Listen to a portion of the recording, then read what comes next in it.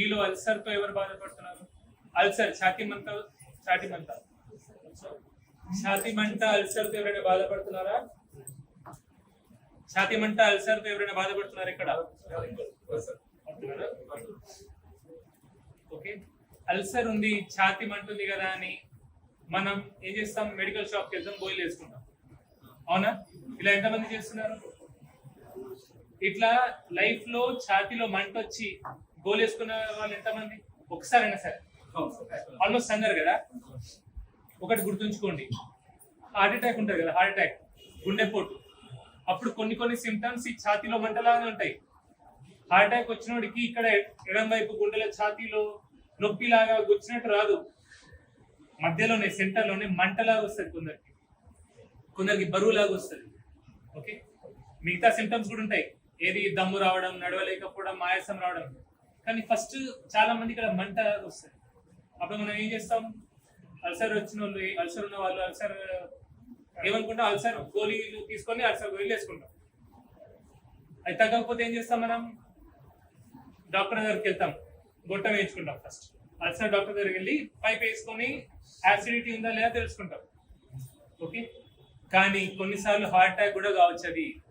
So అందుకే ఎప్పుడైనా మీకు ఛాతీలో మంట అల్సర్ లాగా వస్తే ఫస్ట్ డైరెక్ట్ వెళ్ళి మెడికల్ షాప్కి వెళ్ళి గోళీలు కొనకండి. ఫస్ట్ ఒక ఫిజిషియన్ దగ్గరికైనా వెళ్ళండి, లేదంటే గుండె డాక్టర్ దగ్గరికైనా వెళ్ళండి. కనీసం ఒక ఛాతీ పట్టి, ఈసీజీ అంటారు, అవసరం ఉంటే డాక్టర్లు ఎక్కువ కూడా చేస్తారు. అది నార్మల్ ఉంది అప్పుడే మీరు అల్సర్ డాక్టర్ దగ్గరికి వెళ్ళాలి. గ్యాస్ట్రోఎంట్రాలజిస్ట్ అంటారు, వారి దగ్గరికి వెళ్ళి అప్పుడు ఆయన చెప్తే గుట్టం వేయించుకోవడం, వేయించడం, అది అప్పుడు అల్సర్ గోళీలు వాడాలి. కడుపులో మంట వచ్చిందా డైరెక్ట్ మెడికల్ షాప్కి వెళ్ళి అల్సర్ గోళీలు మింగకండి. ఓకే, సో ఇప్పటి నుంచి మీకు అల్సర్ మంట వస్తే ఫస్ట్ ఏం చేస్తారు? ఫస్ట్ టైం వచ్చిన వాళ్ళైతే ఫస్ట్ ఖచ్చితంగా ఫిజిషియన్ దగ్గరకు, జనరల్ ఫిజిషియన్ ఉంటారు, లేదంటే కార్డియాలజిస్ట్ ఉంటారు, వాళ్ళ దగ్గరికి వెళ్ళి ఫస్ట్ ఒక ఛాతీ పట్టి తీసుకోండి. ఛాతీ పట్టి తీసుకున్నాక అది నార్మల్ ఉంటే అప్పుడు గ్యాస్ట్రోఎంట్రాలజిస్ట్ దగ్గరికి వెళ్ళండి. ఇప్పుడు మనకు జ్ఞానం ఎక్కువైపోయింది, ఛాతీ మంట రాగానే గ్యాస్ట్రోఎంట్రాలజిస్ట్ కావాలా, అవునా? తలనొప్పి రాగానే న్యూరో ఫిజిషియన్ కావాలా, అట్లయితుంది. కానీ దీనికంటే కూడా ముఖ్యం జనరల్ ఫిజిషియన్. మీకు ఎప్పుడు ఏ రోగం వచ్చినా ఫస్ట్ జనరల్ ఫిజిషియన్ దగ్గరికి వెళ్ళండి. జనరల్ ఫిజిషియన్కి ఏముంటుంది? అన్ని తెలుస్తాయి. నరాల గురించి తెలుస్తుంది, కిడ్నీ గురించి తెలుస్తుంది, గుండె గురించి తెలుస్తుంది, ప్రతి విషయం ఒక జనరల్ ఫిజిషియన్ తెలుస్తుంది. సో ఫస్ట్ ఒక జనరల్ ఫిజిషియన్ దగ్గర వెళ్ళిన తర్వాత షుగర్ బీపీ కూడా వాళ్ళకి తెలుస్తుంది. ఆయన ఫస్ట్ బేసిక్ ట్రీట్మెంట్ ఇస్తాడు, ఆ తర్వాత మీకు స్పెసిఫిక్ గా ఇక్కడికి వెళ్ళాలని వాళ్ళు చెప్తారు. అర్థమైందా? సపోజ్ మనకు తెలియదు ఈ విషయం, మనం ఏం చేస్తాం? ఛాతీలో మంట వచ్చిన డైరెక్ట్లీ మనం గ్యాస్ట్రోఎంట్రాలజీ తీసుకెళ్తాం. ఆయన ఏం చేస్తారు? ఎండోస్కోపీ చేస్తారు, గ్యాస్ట్రైటిస్ ఉంది ఏదో చెప్తారు, నార్మల్ అంటే నార్మల్. కానీ సింగర్ కేకే తెలుసా మీకు? కేకే సింగర్ ఉండే, హిందీ సింగర్, ఐడియా ఉందా? ఎంతమంది తెలుసు సింగర్ కేకే? తెలుసా? తెలుగు పాట పాడిందా?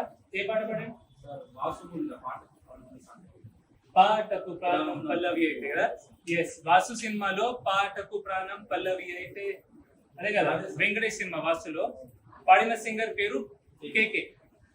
ఆయన ఇట్లా స్టేజ్ మీద స్టేజ్ షోకి వెళ్ళాడు. ఆ రోజు పొద్దునే ఆయనకి ఏమైంది? కొంచెం ఛాతీలో మంట వచ్చింది. ఆయన ఏం చేసిండు? మన లెక్కనే మెడికల్ షాప్ నుంచి ఒక అల్సర్ గోళీ తెప్పించుకున్నాడు, వేసుకున్నాడు, తగ్గుతుంది లే అనుకున్నాడు.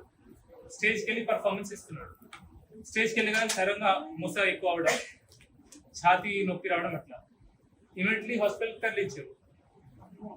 కానీ లేట్ అయిపోయింది, హార్ట్ అటాక్, చనిపోయాడు. ఓకే, సో నేను పర్సనలీ కూడా ఒకసారి చూసిన.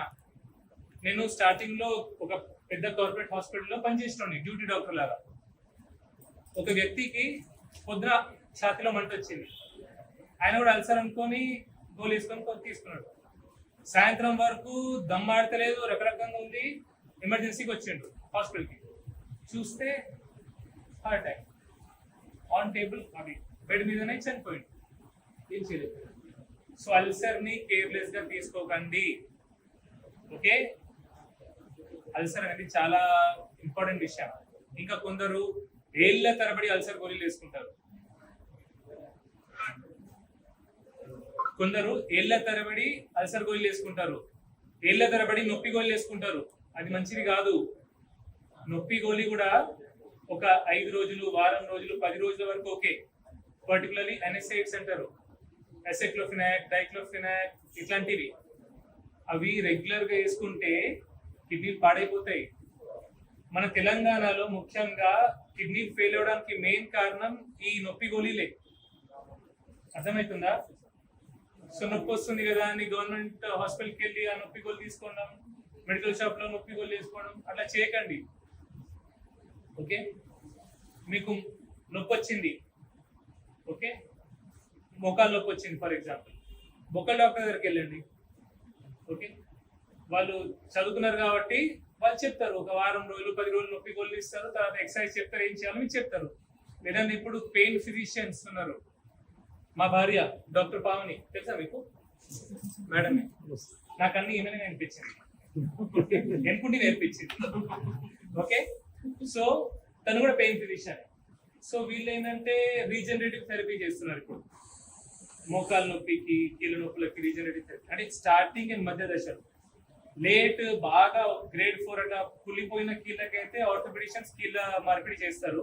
కానీ స్టార్టింగ్ దశలో, మధ్య దశలో ఉంటే ఇంజెక్షన్స్ ఉన్నాయి. అలాగే రకరకాల ట్రీట్మెంట్స్ ఉన్నాయి వీళ్ళ దగ్గర, భుజం నొప్పికి అట్లా. సో పెయిన్ ఫిజిషియన్స్ దగ్గర కూడా మీరు వెళ్ళొచ్చు. సో నొప్పికి ఇష్టమైన గోళీలు వాడకండి. ఒకటి, అల్సర్కి అర్థమైంది కదా. ఎంతమంది ఇప్పటి నుంచి అల్సర్ గోళీలు వాడరు కదా? డాక్టర్ రాస్తే వాడండి. మీది మీరు డిసైడ్ అయిపోయి అల్సర్ గోళీలు వేసుకోకండి. చేస్తారా? సంతోషం. మీ అందరికి కొన్ని విషయాలు చెప్పాలా. మీలో కొందరు చాలా దూరం నుంచి వస్తున్నారు. ఓకే, మీకు పెద్దవాళ్ళు ఉంటారు, వాళ్ళు ఏజ్ ఎక్కువ వాళ్ళు ఉంటారు, ఎవరు లేని వాళ్ళు ఉంటారు. అప్పుడు మీకు ఇక్కడ ఏం తినాలో తెలియదు, అట్లా తిండికి ఏమైనా ఇబ్బంది అవుతుందంటే నాకు చెప్పండి, నేను ఆ ఫుడ్ అరేంజ్ చేస్తానండి.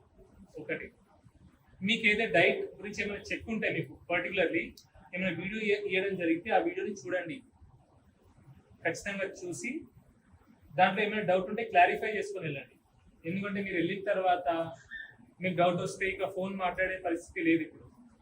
ఓకే, అండ్ మీకు ఏమైనా స్పెసిఫిక్ డైట్ నేను చెప్పి ఇట్లా చేయండి అంటే అట్లనే చేయాలా, కొంచెం కూడా అటు ఇటు చేయకూడదు. లేదంటే నా దగ్గరకు వచ్చి లాభం లేదు. నేను రాసే మందులు, అందరు రాసే మందులు అంతే. నాకు నేనేంటంటే కొంచెం లైఫ్ స్టైల్ మీద ఎక్కువ ఇంపార్టెన్స్ ఇస్తా. లేదంటే మిగతా అందరు డాక్టర్ కంటే నాకు అంత జ్ఞానం ఎక్కువ లేదు, అందరు నాకంటే గొప్పవారు. ఓకే, సో ఈ లైఫ్ స్టైల్ అనేది కొంచెం ఎక్కువ స్ట్రెస్ చేస్తా కాబట్టి కొన్ని బెనిఫిట్స్ ఎక్కువ అవుతున్నాయి అంతే. అర్థమైందా బాబు? ఇంకోటి, ఎవరికైతే కీళ్ళ నొప్పులు ఉన్నాయో దయచేసి వీలైతే మీకు నచ్చితే 1 నెల రోజులు మీ నూనెని నెయ్యి లేదా గానుగ పట్టించిన కొబ్బరి నూనె వాడి చూడండి. పర్టికులర్ కీళ్ళ నొప్పులు ఉంటాయి కదా, ఈ కీళ్ళ నొప్పులు, ఓకే, మోకాలు, భుజం, ఈ కీళ్ళు, లేదంటే వెన్నుపూసలో స్ట్రైట్ గా ఎవరికైనా నొప్పులు ఉంటే, జాయింట్స్ లో నొప్పులు ఉంటే 1 నెల రోజులు నెయ్యి లేదా గానుగ పట్టించిన కొబ్బరి నూనె, ఓకే, ఇన్ మోడరేషన్ వాడి చూడండి. చూస్తే నొప్పులు తగ్గే అవకాశాలు ఎక్కువ. ఎందుకంటే ఇవి లెస్ ఇన్ఫ్లమేటరీ ఆయిల్స్. ఇన్ఫ్లమేషన్ ఎక్కువ కాదు. మన కీళ్ళలో నొప్పులు వస్తున్నాయి అంటే అది ఇన్ఫ్లమేషన్ వల్ల వస్తుంది. సో ఇన్ఫ్లమేషన్ తగ్గించినాం అనుకోండి నొప్పి రాదు. నొప్పి రాలేదనుకోండి మనం నొప్పి గోళీ వేసుకోము. నొప్పి గోళీ వేసుకోలేదు అనుకోండి అల్సర్ గోళీ మింగాల్సిన అవసరం లేదు. అర్థమైందా? సో మనం అన్ని రకాలుగా మనకు benefits. Okay, middle class, okay, మధ్య తరగతి, నాలాంటి మధ్య తరగతి, నాలాగా మిడిల్ క్లాస్ జనాలు ఉంటారు కొందరు. మీరందరూ గొప్ప వాళ్ళు ఉండొచ్చు, రకరకాలుగా ఉండొచ్చు, కానీ నాలాంటి మధ్య తరగతి వాడికి ఒక ప్రాబ్లం ఉంది. ఏం చెప్పాలా? నేను లేని వాడిలాగా ఎక్దం కింద కూడా లేను, ఓకే, అలాగే ఉన్నోడిలాగా బాగా ఖర్చు పెట్టలేను. సో నేనేం చేస్తా? బిల్డప్ కొడతా, లేకపోయినా ఎగిరెగిరి పడతా, అప్పు చేసి ఖర్చులు పెడతా, పెళ్లిళ్ళకి లక్షలు ఖర్చు పెడతా. అవునా? అప్పు చేసి పెళ్లిళ్ళకి లక్షలు ఖర్చు పెడతా. ఇవి చీరలని, ఆ చీరలని, పెట్టుడు చీరలని అన్ని రకరకాలుగా పెడుతుంటా. ఓకే, దానివల్ల ఏమైతే నాకు అప్పులు అవుతాయి. అప్పులు కట్టలేక మళ్ళీ కష్టపడతా. అవునా? సో ఎందుకు ఇదంతా? ఎవరికో చూపించడానికి ఎందుకు? ఎవరికో ఏదో నా దగ్గర ఉందని చూపించడానికి ఎందుకు? ఏం పనికిరాదు ఇది. మన దగ్గర ఉంటే పెట్టాలా, లేకపోతే పెట్టద్దు. అవునా? మనం ఎవరికో షో చేయించడానికి ఖర్చు పెట్టాం అనుకోండి, అప్పులు చేసి ఆఖరికి మనమే ఇబ్బందులు పడతాం. అవునా కదా? అండ్ చాలా నేనేం చేస్తా చెప్పాలా, గానుగ నూనె చాలా కాస్ట్లీ అయిపోతుంది నాకు. గానుగ నూనె మంచి ఫుడ్ తినాలంటే నాకు ఎక్స్పెన్సివ్ అనిపిస్తుంది. అదే వేస్ట్ గా దుబారా ఖర్చు పెట్టడానికి అందరు 10 మందికి చూపించడానికి నా దగ్గర పైసలు ఉంటాయి. అవునా? సో నా ప్రాణం విలువ ఈ షో ఆఫ్ కంటే తక్కువ అయిపోయింది. అర్థమవుతుందా? సో అనవసరపు ఖర్చులు పెట్టకండి, అనవసరపు అప్పులు చేసి ఖర్చులు పెట్టకండి. మంచి ఫుడ్ తినండి, మీ పిల్లలకు పెట్టండి. మీ పిల్లలకు మీరు ఇచ్చేది మెయిన్లీ 3. ఒకటి మంచి తిండి, రెండోది మంచి చదువు, మూడోది మంచి క్యారెక్టర్, వ్యక్తిత్వం. ఈ 3 ఇవ్వాలి పిల్లలకి. ఆస్తులు మీరు ఇచ్చినా ఇవ్వకపోయినా వాడికి రాసి ఉంటే వాడు సంపాదించుకుంటాడు, లేదంటే మీకు రాసి లేకపోతే ఉన్నదంతా. అవునా? సో ఇవి ముఖ్యం కాబట్టి చేస్తారు కదా. అర్థమైందా ఏమన్నా? నేను మళ్ళీ డైట్ గురించి ఎక్కువ మాట్లాడను. స్పెసిఫిక్ గా మీకు ఏదైనా స్పెసిఫిక్ గా చెప్పేది ఉంటే నేను లోపల చెప్తా, లేదంటే బేసిక్ ఏదైనా సరే మీకు వీడియో ఇచ్చుంటారు, అది చూడండి. అందులో ఏమైనా డౌట్ ఉన్నాయా ఇప్పుడు మీకు? ఏం లేవు కదా? చూసారా అసలు? చూడలేదు. చూడలేదు. చూస్తే ఖచ్చితంగా డౌట్లు ఉంటాయి. ఫాలోవర్స్ కరెక్టే, మీరు ఫాలోవర్స్. కానీ ఇవాళ మీకు ఇచ్చినది చూసారా? అది చూడండి. దాంట్లో ఏమైనా డౌట్ ఉంటే అడగండి, వీళ్ళని అడగండి. వీళ్ళు క్లియర్ చేయలేకపోతే నా దగ్గర రండి. ఏం లేదు, సేమే. గానుగ నూనె, కోల్డ్ ప్రెస్ నూనె సేమే. గానుగ నూనె అంటే ఏంటి? అది మషిన్ లో వేసి వేడి కాకుండా చూస్తారు టెంపరేచర్. ఆయిల్ ది వేడి కాకుండా చూసేదే గానుగ. అదే కోల్డ్ ప్రెస్. కట్టేది అంటారు కదా, కట్టెలు చేసేది. అది కూడా కట్టెనో దేంతో చేసి వేడి కాకుండా ఆయిల్ తీస్తారు కాబట్టి దాన్ని కోల్డ్ ప్రెస్ అంటారు. అట్లా. ఇంకేమైనా డౌట్ లేదు కదా? చికెన్ బిర్యానీ ఎంతమందికి ఇష్టం? చికెన్ బిర్యానీ ఎంతమందికి ఇష్టం? చేతులు లేపండి. ఓకే, వీలైతే మీరు ఇంట్లో చేసిన బిర్యానీ తినండి, చికెన్ బిర్యానీ. లేదు ఎప్పుడైనా ఒకసారి బయట చికెన్ బిర్యానీ కూడా తినొచ్చు, కానీ చికెన్ బిర్యానీ తినే పద్ధతి ఒకటి ఉంటుంది. ఓకే, అది మనకు హాని చేయకుండా చికెన్ బిర్యానీ ఎట్లా తినాలంటే, ఫస్ట్ చికెన్ బిర్యానీలో మీకు 2 ముక్కలు ఇస్తాడు కదా ఒక బిర్యానీకి, 2 ముక్కలు మీరే తినాలా, గుర్తుంచుకోండి.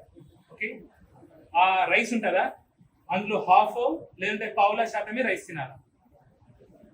First point. సెకండ్ పాయింట్, ఆ 2 ముక్కలలో ఫస్ట్ ఆ ఒక ముక్క తినేసేయండి. ఫస్ట్ ఒక పీస్ తినేసేయండి.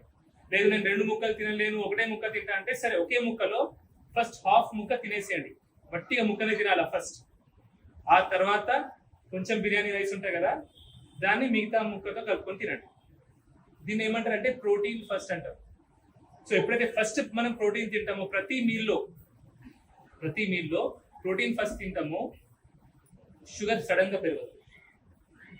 ఓకే, సడన్ గా షుగర్ పెరగదు, షుగర్ స్పైక్స్ రావు, ఇన్సులిన్ స్పైక్స్ రావు, మనం తొందరగా లావు కావు. సో చికెన్ బిర్యానీ తిన్నా కూడా ఎక్కువ లావు కాకుండా ఉండొచ్చు.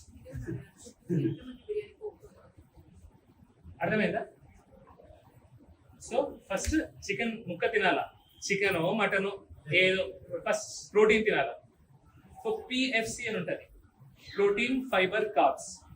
ఓకే, బిర్యానీలో ఫైబర్ ఉండదు కాబట్టి ఫస్ట్ ఇదే. ఎవరైతే వెజిటేరియన్స్ ఉంటారో వాళ్ళు ఫస్ట్ పప్పు తినాల, తర్వాత కూర, తర్వాత కార్బ్స్ అనే దాన్ని లాస్ట్ కి పెట్టండి. కార్బ్ అంటే ఏంటి? కార్బోహైడ్రేట్స్ అంటే ఏంటి మీ దృష్టిలో? రైస్ ఒక్కటే కార్బోహైడ్రేట్ కాదు, ఎనీ కైండ్ ఆఫ్ దుంపలు, రైస్, చపాతి, గోధుమ, జొన్న, రాగి, మక్క, అరిసెలు అవన్నీ అంటారు కదా, ఆల్ అన్ని కడుపులో కరిగినాక గ్లూకోజ్ ఏదైతే ఫామ్ చేస్తుందో అవి కార్బోహైడ్రేట్స్. సో అవి లాస్ట్ కి తినండి. First protein, fibre, carb. Okay, మీరు బిర్యానీతో పాటు కూల్ డ్రింక్ తాగడం లేదు. బిర్యానీతో పాటు కూల్ డ్రింక్ తాగుతాను, కాదా ఏమైతుంది బంద్ చేసినావు ఇప్పుడు ఎవరు బంద్ చేయమన్నారు తెలుసుకున్నావా సంతోషం గుర్తుంచుకోండి బిర్యానీతో పాటు మనం కూల్ డ్రింక్ తాగుతున్నామంటే మనం ఇక గ్యాస్ వేసి కట్టె మీద గ్యాస్ వేసి మంట పెట్టండి అర్థమైందా బీపీ షుగర్ క్యాన్సర్ చాలా ప్రాబ్లమ్స్ నువ్వు కూడా తాగుతావు ఏ చూడు నవ్వుతుంది అమ్మ ఇద్దరు కూడానా ఇద్దరు సిస్టర్సా ఎక్కడ మీది మంచిగా అమ్మ సో ఇప్పటి నుంచి బంద్ పెడతారు కదా పక్కా బిర్యానీ కూడా చెప్పినట్టు తింటావు కదా అట్లే తినండి ఓకే సో ఇవన్నీ మాటలు ఎందుకు మాట్లాడతా అంటే మీకు తెలియదని కాదు నాకే తెలియ తక్కువ నేను నాకు కొన్ని తెలుస్తాయి మీ అందరు చెప్తే మీరందరు మంచిగా ఉంటే నాకు సంతోషం ఎందుకంటే నేను ఎంత చెప్పినా కూడా పేషెంట్ క్రౌడ్ నా దగ్గర తగ్గట్లేదు నాకేం కావాలి నా దగ్గర పేషెంట్స్ రావద్దు నా దగ్గర రావాల్సిన అవసరం మీకు పడవద్దు అందుకోసమే ఈ మాటలన్నీ మాట్లాడతాను సో నేను ఇంతవరకు ఎన్నో మాటలు మాట్లాడినా ముఖ్యంగా నేను నా యూట్యూబ్ ఛానల్ ఉంది డాక్టర్ విక్రాంత్ సింగ్ ఠాకూర్ అఫీషియల్ అని అందులో జనరల్లీ ఇన్స్టాగ్రామ్ లో ఫేస్బుక్ లో చిన్న చిన్న షార్ట్స్ పెట్టగలను సో మొత్తం ఇప్పుడు నేను మీతో మాట్లాడినంతా కూడా యూట్యూబ్ లో వస్తాయి సో ఎన్నో విషయాలు నేను చెప్పిన మీరు అవి నిజంగా చూసి అది మీకు నచ్చితే మీరు పాటిస్తే మీకు నా అవసరం పడదు మీకు ఒక డాక్టర్ అవసరం పడదు కొందరు నేను చెప్పిన విని 100 కిలో వాళ్ళు 120 కిలో వాళ్ళు 80 కిలోలకు రావడం 70 కిలోలకు రావడం జరిగింది బీపీ ఉన్న వాళ్ళు బీపీ షుగర్ గోళీలు బంద్ పెట్టడం జరిగింది అందరు హెల్తీ కావడం జరిగింది జస్ట్ మాటలు వినాయి అందులో వాళ్ళు కూడా రీసెర్చ్ చేసినారు చాలా తెలివిమంతులు వాళ్ళు కూడా నేను చెప్పింది గుడ్డిగా నమ్మకండి కూడా నేను చెప్పినవన్నీ మీరు ఒకసారి రీసెర్చ్ చేసి అది కరెక్ట్ అనిపిస్తే చేసేయండి కదా అవునా కదా మళ్ళీ నా అపాయింట్మెంట్ కోసం గొడవపడడం ఎందుకు అవునా నా అపాయింట్మెంట్ లేకుండా ఎంతమంది వచ్చింది వాళ్ళ వచ్చిన వాళ్ళ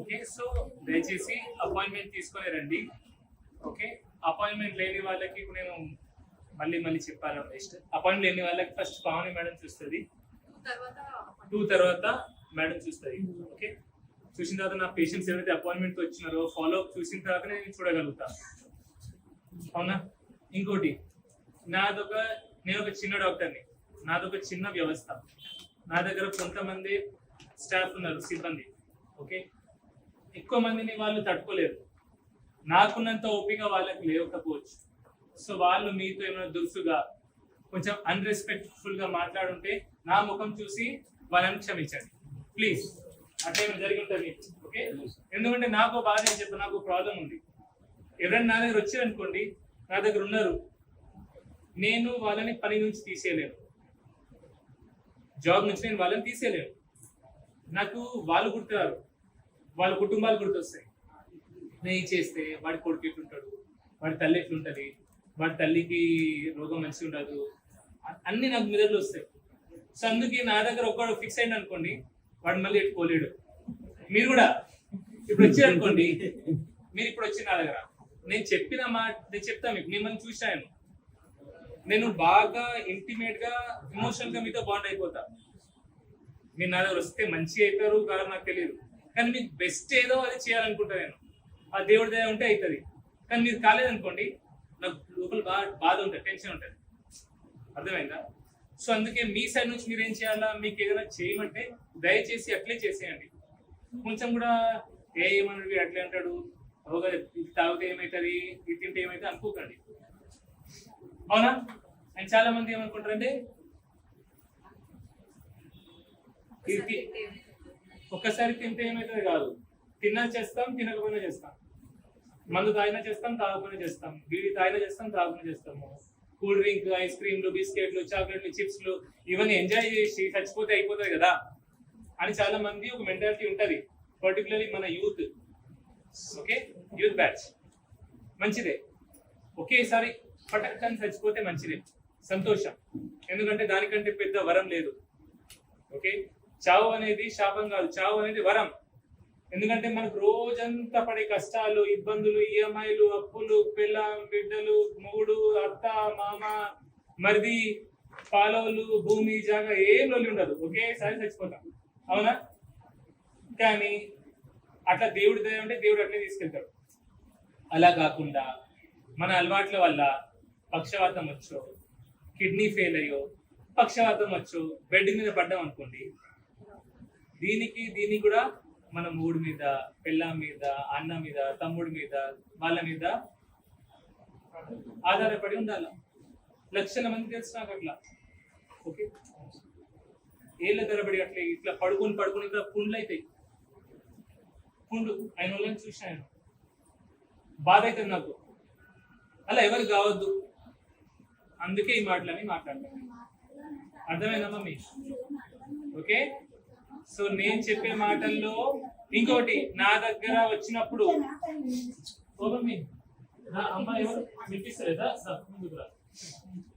ముందుగా వినిపిస్తారు. ఓకే, సో నా దగ్గర వచ్చారు కదా, మీ ఆరోగ్యం కాదు, మీ జేబు గురించి నేనే ఆలోచిస్తా. మమ్మీ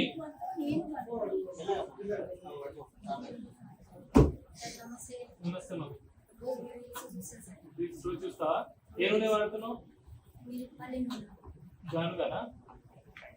ఇదొక్కటి చాలు, ఇదొక్కటి చాలు. ప్రతిరోజు మీరు చేసే చూస్తాడు, నన్ను ఏ అప్పన్న చేసి మీ దగ్గరికి తీసుకురామని చెప్పి. నా దగ్గర రావడానికి అప్పు అవసరం లేదు. ఓకే, నేను చూస్తాను. ఓకే, చెప్తా. అయితే నా దగ్గర వచ్చినప్పుడు మీరు మీ ఆరోగ్యం కాదు, మీ ఆరోగ్యంతో పాటు మీ జేబు గురించి నేనే ఆలోచిస్తా. ఒకటి గుర్తుంచుకోండి, మీకు అవసరం ఉంటేనే టెస్టులు రాయడం జరుగుతుంది. అందరినీ ఒకేసారి నేను స్క్రీనింగ్ చేయలేను కాబట్టి డ్యూటీ డాక్టర్స్ చూస్తారు. చూసి వాళ్ళు మీ దగ్గర ఉన్న టెస్టులు కూడా చూస్తారు. అవసరం ఉంటేనే కొన్ని పరీక్షలు రాసిస్తారు. మీరు దయచేసి మీ తెలివి పెట్టి ఆలోచించకండి. వాళ్ళు ఎట్లా చెప్పి అట్లా చేసేయండి. డిస్కౌంట్లు చేస్తారు, అతి తక్కువ ధరలో మీకు చేసే ప్రయత్నం చేస్తారు. కాదు నేను ఇక్కడ కాదు, నేను బయట చేయించుకుంటాను, చేయించుకొని రండి, పర్లేదు. కానీ చెప్పిన టెస్టులు చేయించుకొని రండి. ఎందుకంటే మీరు ఏం తినాలి, ఏం తినొద్దు చెప్పాలంటే నాకు అది కావాలి. అది లేకుండా నేను ఏదో ఒకటి చెప్పలేను మీకు. ఓకే, ఇంకోటి, మీరు వచ్చేటప్పుడు నా దగ్గర మీరు వాడే మందులు అయితే ఉంటాయో అవి చేతిలో తీసుకురండి. Tablets, strips తీసుకురావాలా. స్ట్రిప్స్ ఉంటాయా అవి తీసుకొని రావాలా. ఇది చాలా ముఖ్యం. ఎందుకంటే నాకు తెలియదు, ఇప్పుడు పేపర్లు సార్ వాళ్ళు రాస్తారు, ఎవరు రాస్తారు. ఇప్పుడు నేను రాసిన హ్యాండ్ రైటింగ్ నాకు రేపు గుర్తుండదు, అర్థం కాదు. చెప్తున్నా, హ్యాండ్ రైటింగ్ అర్థం కాదు. లేదంటే అది బ్రాండ్ నేమ్స్ కూడా 100 బ్రాండ్ నేమ్స్ ఉంటాయి ఒకే గోళీకి. రాబీ బ్రోజోల్కి ఒక 100 బ్రాండ్స్ ఉన్నాయి. సో అది బ్రాండ్ నేమ్స్ రకరకాలుగా ఉంటాయి. మనం అర్థం చేసుకోకుండా ఏదో ఒక గోళీ అనుకున్నాం అనుకోండి, మీ ట్రీట్మెంట్ సగం అవుతుంది. ఓకే, సో దయచేసి మీరు వచ్చేటప్పుడు ఆ స్ట్రిప్స్ కూడా తీసుకోండి, మీరు వాడే మందులు తీసుకురండి. చాలా మంది పక్షవాతం వాళ్ళు ఏం చేస్తున్నారంటే, ఇప్పుడు వచ్చిన పక్షవాతం, ఓకే, అప్పటి రిపోర్ట్స్ ఎందుకు అవసరమా అని తీసుకురావట్లేదు. తీసుకురావాలా. మీరు వచ్చేటప్పుడు మీ పాత రిపోర్ట్స్ అన్ని తీసుకురావాలా, ప్రతిసారి తీసుకురావాలా, అవసరమే. ఓకే, అర్థమైంది కదా? సో ఇప్పుడు బేసికలీ ఇప్పుడు ఇక్కడ జరిగే ప్రొసీజర్ మీకు అర్థమైంది కదా. అపాయింట్మెంట్ గురించి ఫస్ట్ మేడం, అపాయింట్మెంట్ లేని వాళ్ళని మేడం చూస్తుంది. ఓకే, చూసి మనం మాట్లాడాలి. మళ్ళీ నేను డైట్ గురించి లోపలే మాట్లాడా. మీకు స్పెసిఫిక్ ఏమైనా డైట్ చెప్తే మీకు అక్కడ చెప్తారు. డౌట్స్ క్లారిఫై చేసుకొని వెళ్ళండి, ఇది చాలా చాలా ముఖ్యం. చాలా మంది ఏం చేస్తున్నారు అంటే డైట్ తీసుకొని వెళ్తున్నారు, నేను ఇంటికి వెళ్ళి చూస్తా, ఇంటికి వెళ్ళి చూసి డౌట్ ఉంటే ఫోన్ చేస్తాను, ఫోన్ లేపే పరిస్థితి లేదు. ఓకే,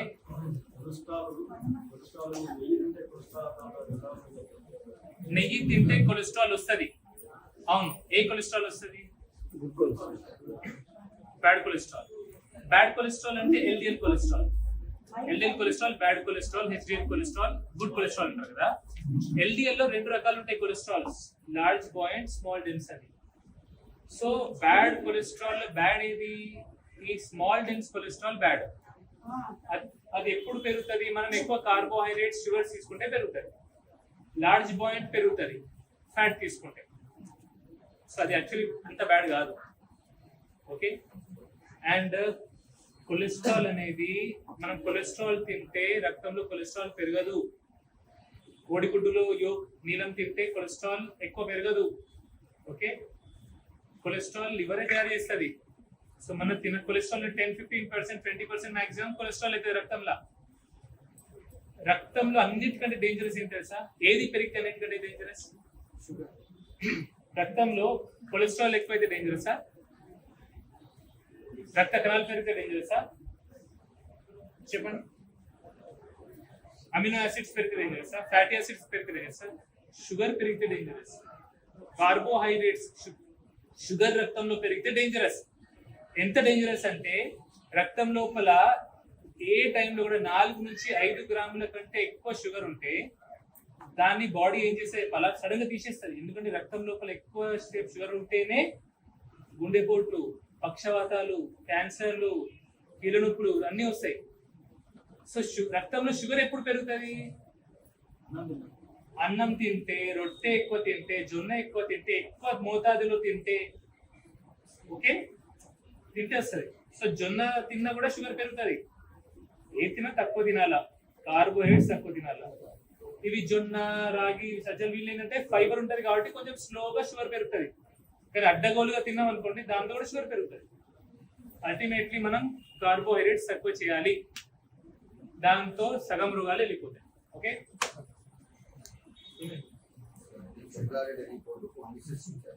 హాస్పిటల్లో ఏ తప్పు జరిగినా అది నా తప్పే. ఎందుకంటే అంతే కదా. సో ఏ తప్పు జరిగినా, నాకు తెలిసి జరిగినా తెలియకపోయినా ఏ తప్పు జరిగినా అది నా వల్లనే. అంతే కదా. సో అందుకే వాళ్ళకి ఫోన్ చేయరా ఫస్ట్.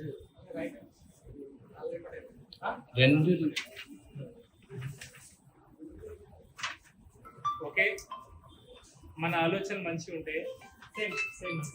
ఎందుకంటే రిపోర్ట్స్ అన్ని నార్మల్ ఉన్నాయి లేదు కాబట్టి మందులు చేయలేదు. రిపోర్ట్ ఏమైనా తేడా ఉంటే మందు చేయలేదు. సో మన మంచి ఆలోచన ఉంటే, మంచి మనసు ఉంటే ఏదైనా సరే తప్పు జరిగినా దేవుడే చూసుకుంటాడు.